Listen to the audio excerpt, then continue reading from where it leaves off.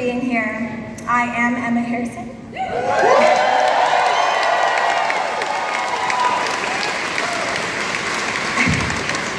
I am your Liberal candidate for the riding of Peterborough.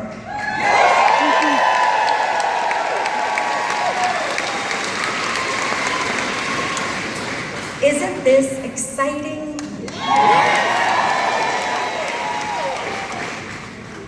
Welcome to our beautiful riding of Peterborough, and thank you, Prime Minister Mark Carney, for joining us.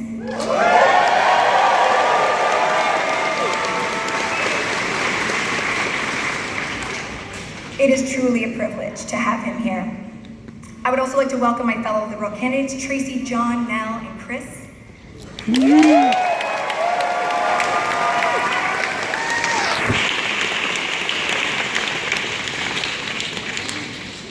Across Canada, the Liberal campaign, is built on hope and unity, and it's kept alive by the values that we, as Canadians, hold close to our hearts. Canadians from coast to coast have come together, as we always have, to unite and protect the country that we love.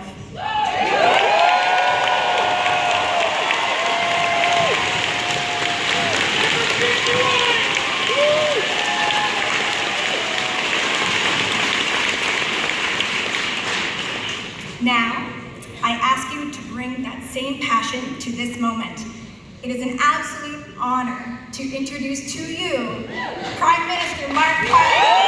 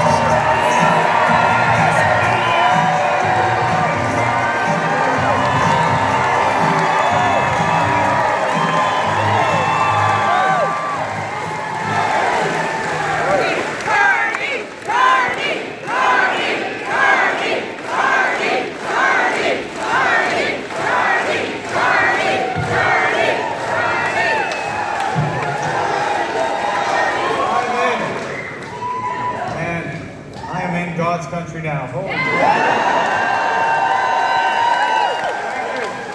Thank you, Emma, for that welcome. You know, we have candidates, I say in God's name, from the Bay of Quinte to here in Peterborough, up to Algonquin. What more? I mean, like, why? I'm going to stay here.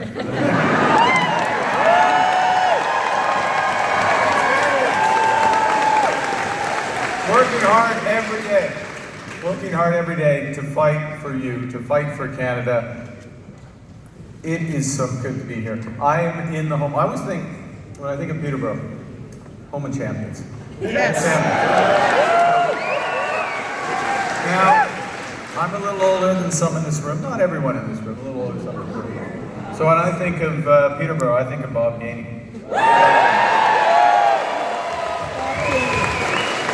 I think of Bob Carney a lot because his daughter is a member of the party. I think of Roger Nielsen. I think of Andrea Hunter, women's hockey pioneer.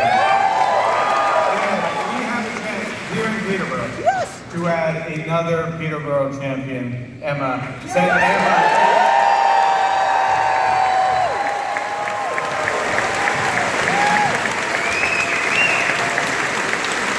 But I want to start with a question. Who's ready? Who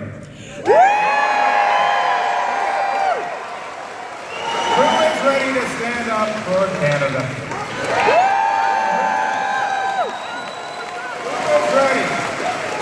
Who is ready to help the Liberal Party win the most consequential election?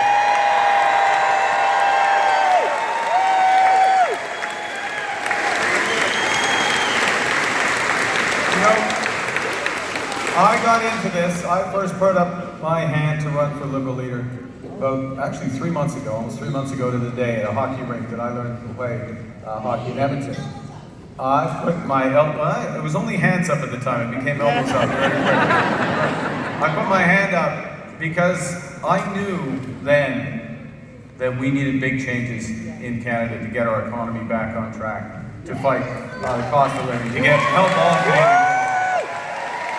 You know, and the approach I'm taking, look, I'm not a career politician, and when I'm in the 45th minute of his speech, you're going to wish I wasn't. But I am not a career politician, but what I am is a pragmatist. So when I see something that's not working, I change it.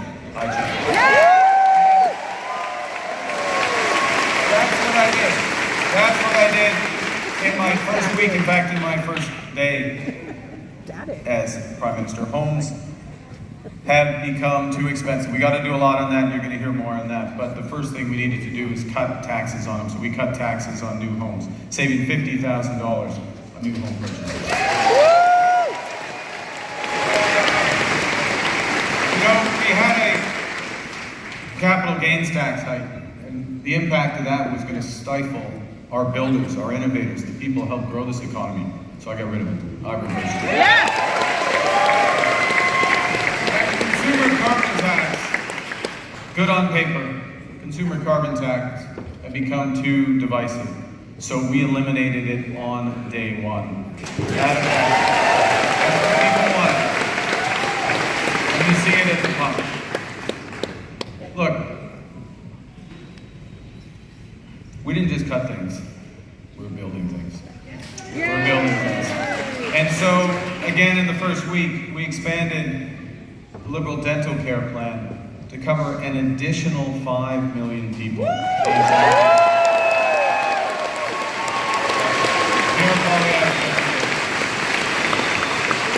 And one of the fundamental jobs is to protect our country. Yeah.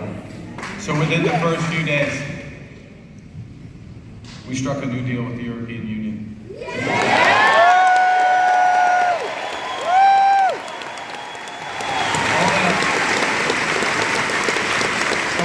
On a renforcé nos relations commerciales avec l'Union européenne pour que nos exportateurs soient moins dépendants des États-Unis. Et on a conclu une entente importante avec l'Australie et renforcé notre coopération militaire avec la France et le Royaume-Uni pour assurer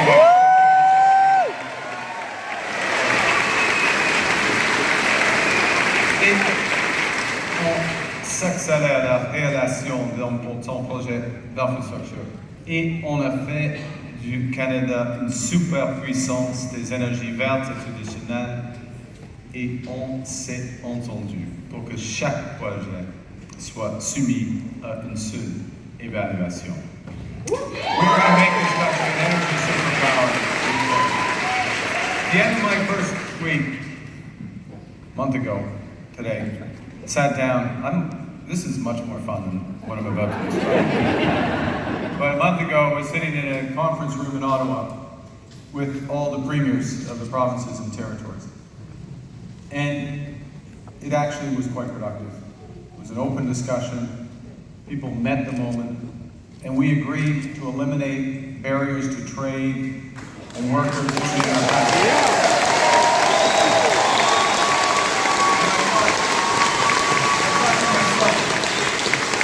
I thought to myself, when's the last time all the provinces agreed on anything? Except for hate the federal government, which is okay. As long as they agree on stuff that works for Canadians, I'm fine. They can still hate me. Look, we need one Canadian economy, not 13. One.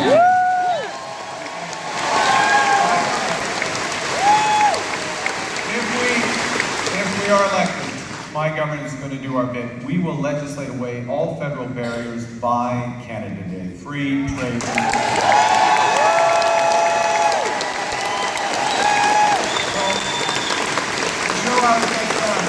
We announced major investments already in energy technology in in 9 days in government, before we called this election, we did more than Pierre Poilievre has imagined in all his decades.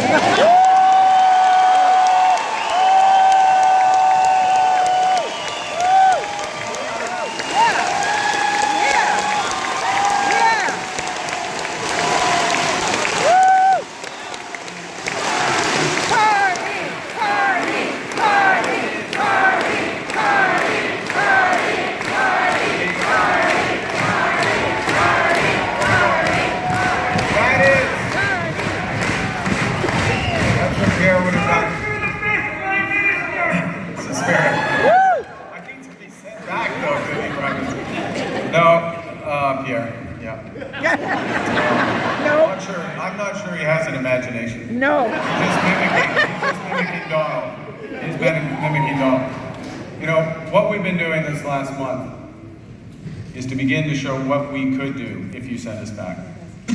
So on day one of our campaign, we announced a middle-class tax cut delivering savings of up to $825 per year per family.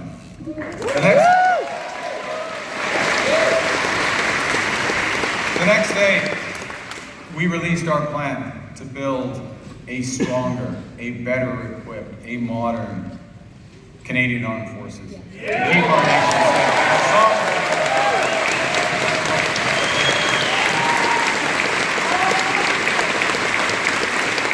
And then we went to Windsor because we could see what was coming. And we unveiled a strategy for a more resilient, a made-in-Canada auto sector. And we made our commitment.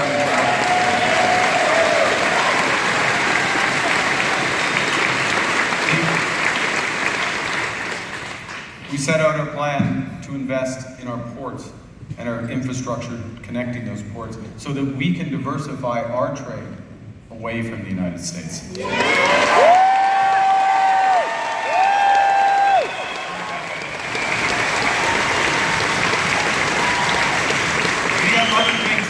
We're going to tell them we got other things to do.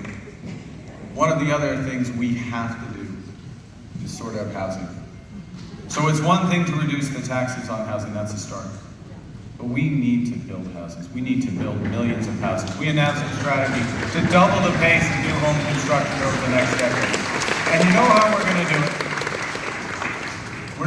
We are going to cut a bunch of regulations. We're going to cut a bunch of costs. Absolutely, no question. But honestly, that is not going to be enough. That is not going to build enough houses on its own. We're going to get the government to come back in to build deeply affordable homes for those who most need it.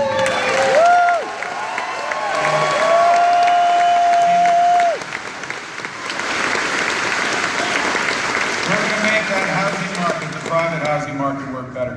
We are in the process, though. In the process. We are going to build an entirely new housing industry in this country based on Canadian technology, Canadian mass timber housing, Canadian heating,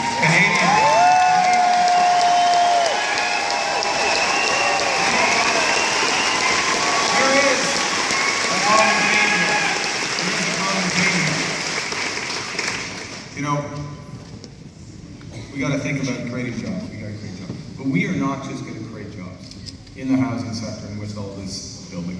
We are going to create tens of thousands of new careers in the trades for Canadians.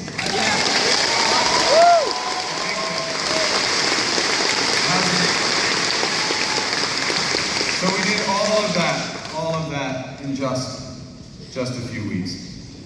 And I think the question is, think what we could do together if the Liberal Party gets a strong, positive mandate from us.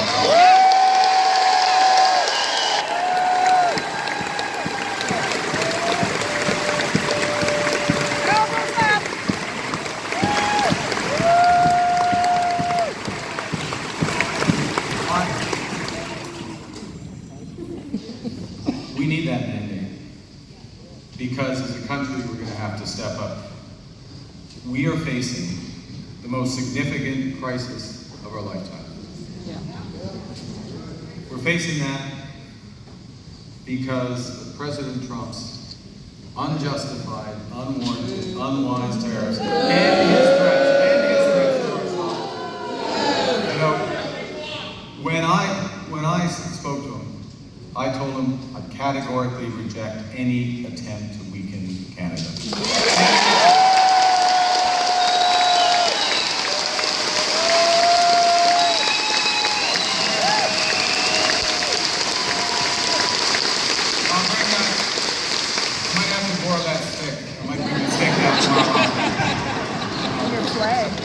We reject any attempt to wear us down because what they're trying to do is to break us so that America can own us. That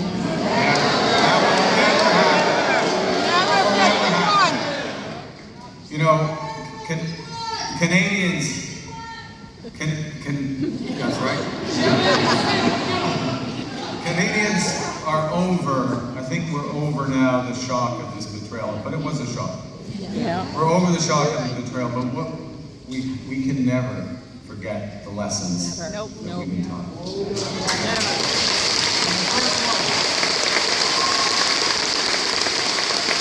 first one is that we have to look out for ourselves. Yeah. We have to look out for ourselves, and we have to look out for each other.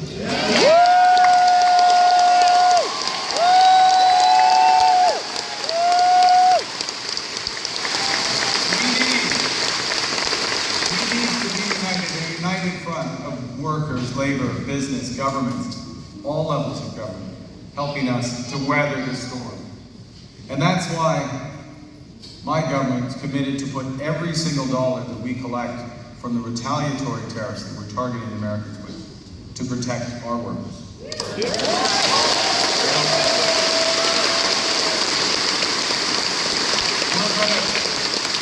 We are fighting back. We're fighting back with tariffs that have maximum impact there, minimum impact here.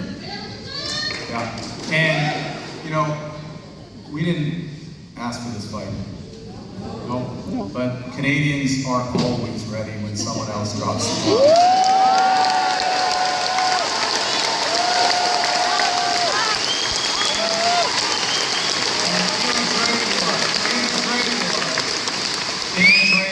Just like in hockey, we will win.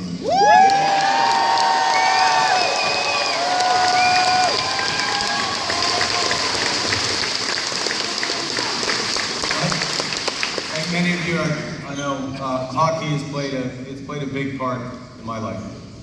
I grew up with the values that I learned at the kitchen table, in the classroom, and on the ice. My parents were teachers, and they stressed.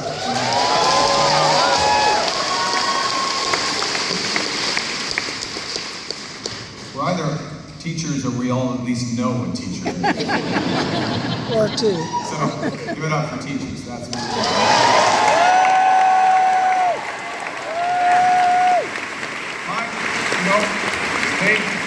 they stress the importance of working hard, supporting our community, and caring for other people. And my hockey coach has taught me to play hard, to be ambitious, but also, because it's Canada, be humble. Okay? Yeah. Those are Peterborough values. Yeah.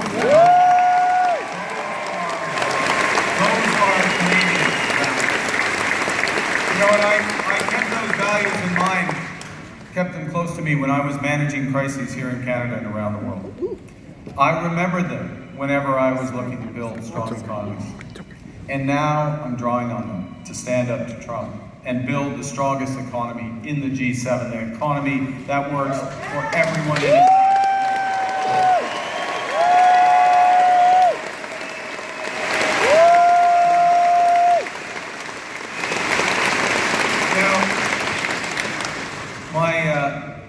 My opponent Pierre Poilievre doesn't get this. And I've seen it, I think I know why, because I have seen this movie before around the world. There's a type of lifelong politician who worships at the altar of the free market despite never having actually worked. Yeah. And the reflex is always to cut, to destroy, and I'm afraid to divide. But this is no time for divisive, angry politics in Canada.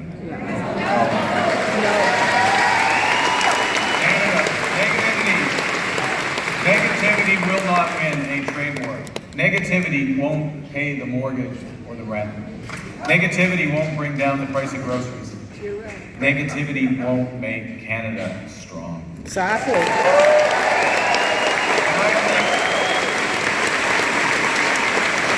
Someone who believes that Canada's broken won't put it first. We are going to win this battle if we are united and strong.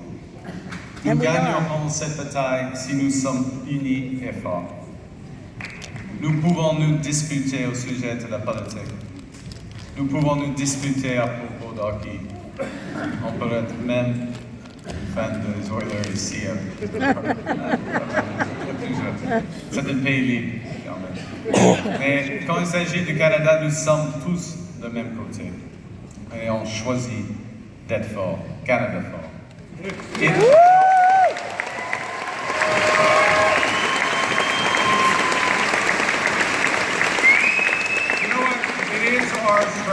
it is our strength that the Americans want. They want our resources, they want our water, they want our land, they want our country. Never, never, never. Never. Canada is not America. Canada is a mosaic. Look at this room. This great room. We're all Canadians. We're all distinct. America is a melting pot. In America, healthcare is a big business. In Canada, it is a right.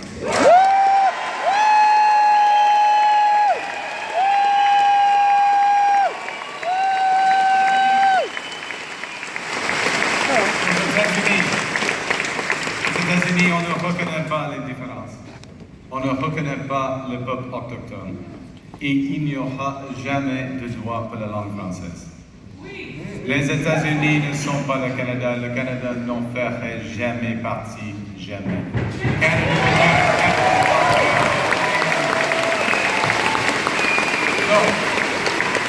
So,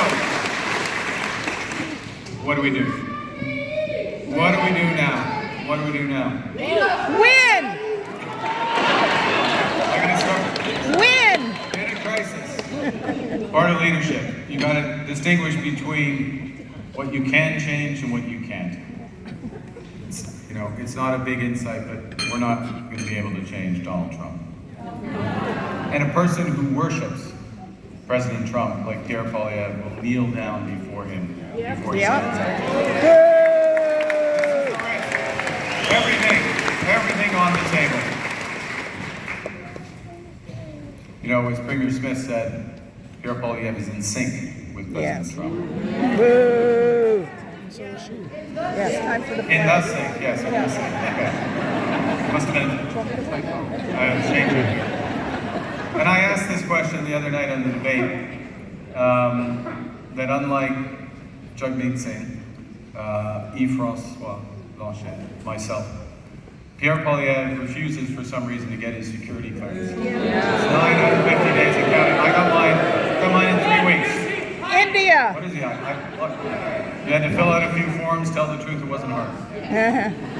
The issue is, it's being willfully blind to the many and growing threats to our country. No. Nous devons comprendre ce que nous devons changer. Nous sommes maîtres chez nous. Nous pouvons contrôler notre destin économique avec un plan qui mettra plus d'argent dans vos poches. Un plan qui assurera que votre gouvernement dépense moins afin que le Canada puisse investir plus. We can control our destiny. Yes. We can control our destiny with a plan that meets the moment. So while Pierre Poilievre is focused on bringing back plastic straws,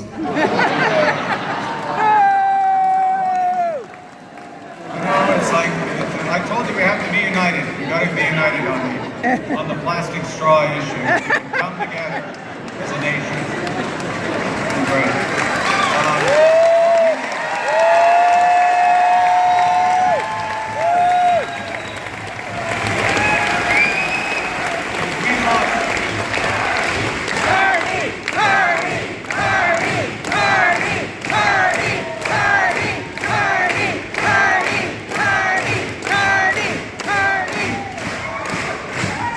off doing that important work, meeting the moment in a different way, we launched our platform today, and it's a platform solely focused on how, in the worst crisis of our lifetime, we can build the strongest economy this country has ever seen.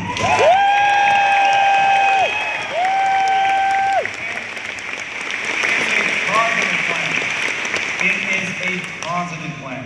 It is about building. It is a positive plan that acts with overwhelming force to break through the anxiety and uncertainty that we feel, we face, business faces, and it replaces what Trump is taking away and builds an economy that will work for everyone. It is a plan. It is a plan. It is a plan where we bear down on government spending. We bear down on government spending. We balance our operational budget. We spend less so that Canada can invest more. Yes. Yes.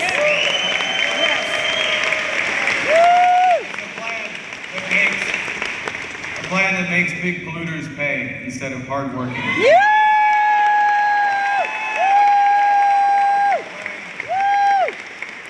It's a plan that builds millions of homes, builds Canada into an energy superpower, builds new trade corridors with reliable trading partners. Yes. It's a plan that builds one Canadian economy, not 13, and it puts more money in your pockets. It is a plan that even in the face of the worst that Donald Trump can throw at us, the worst he can do, it is a plan that will create $20,000 of new growth for every Canadian in the next 5 years. That's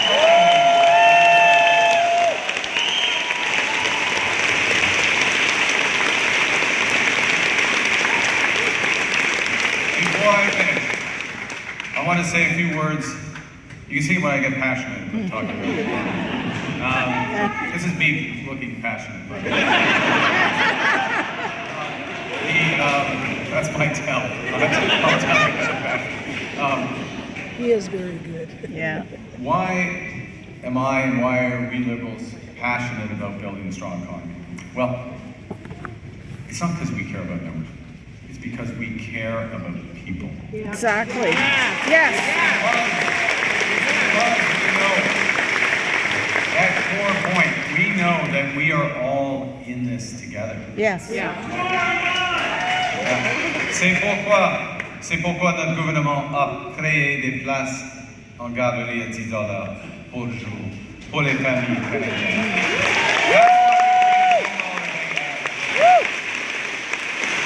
C'est pourquoi nous avons créé le régime de soins dentaires et l'assurance médicale. That's why we have dental care. That's why we have pharmacare.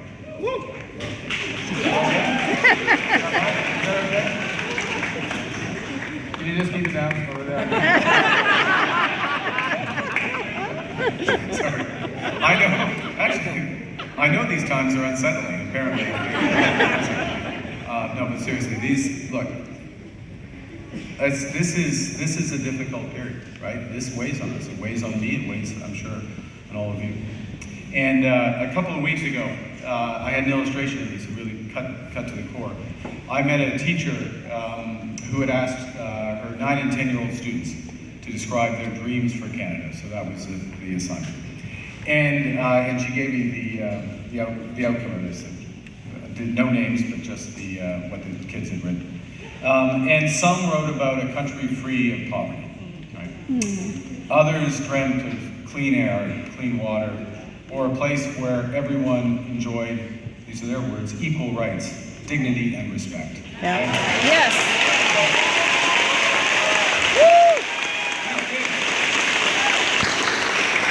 These kids are like the kids being brought up here. Like the kids that are being brought up well, they're being taught well. But you know what else? And this is what struck me. Many of the kids wrote about tariffs and threats to our sovereignty. I gotta tell you, at that age, I hadn't met those words. I didn't know those words. And I'm gonna quote one example where one student said, "I dream of a safe, a kind, and a clean Canada." Oh, that's beautiful. And then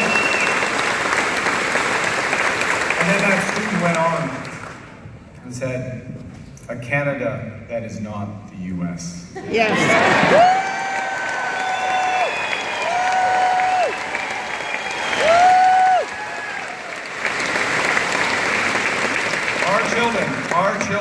Our children should be able to dream of a positive future, not worry about an economic crisis.